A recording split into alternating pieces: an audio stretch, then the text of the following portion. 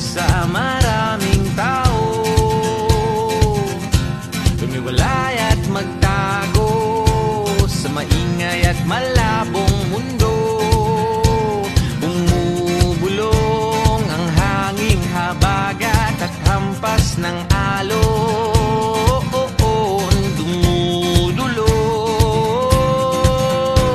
at niyayakag na tayo ng karagatan.